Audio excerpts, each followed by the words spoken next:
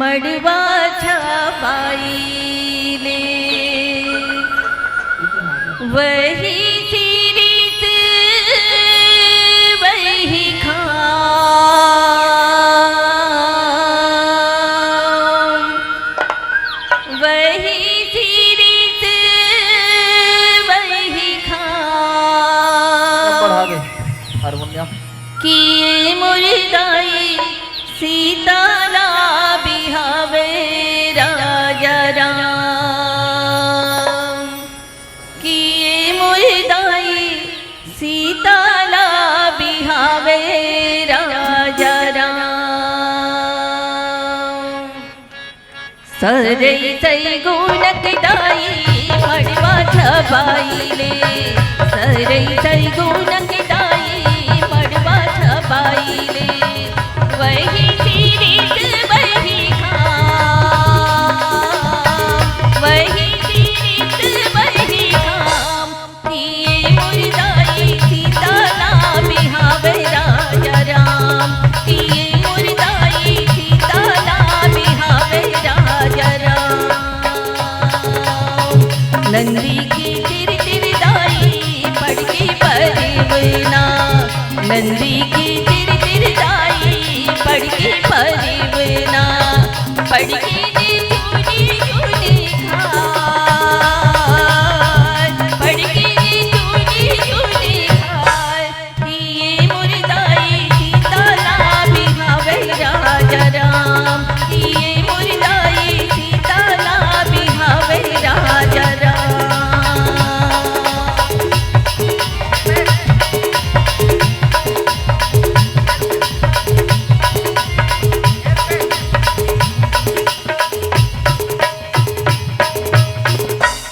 तोरे लाने दुलरू आटना के हरी दी पटना के हरी दी बनी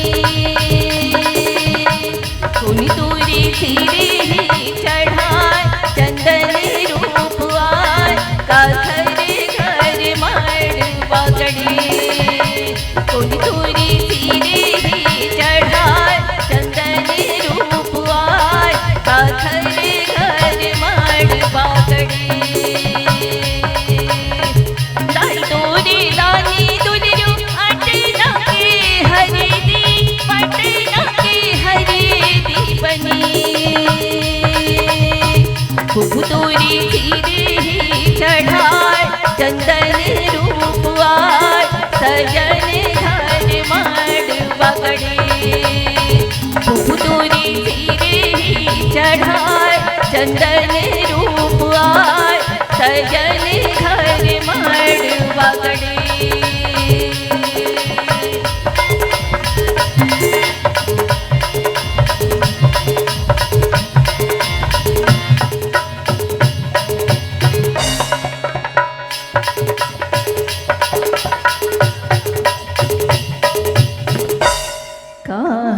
हरि दी का हरि हरि दी भई तोरी जनमन भई तोरी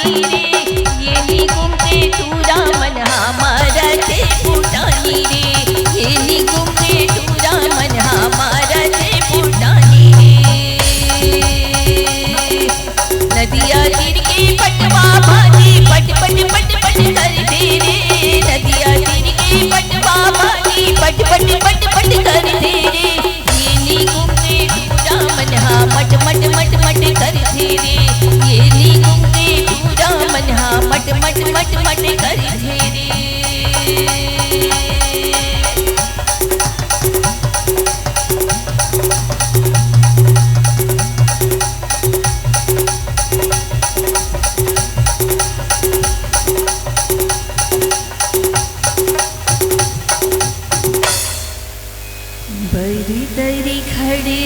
हैं बरतिया,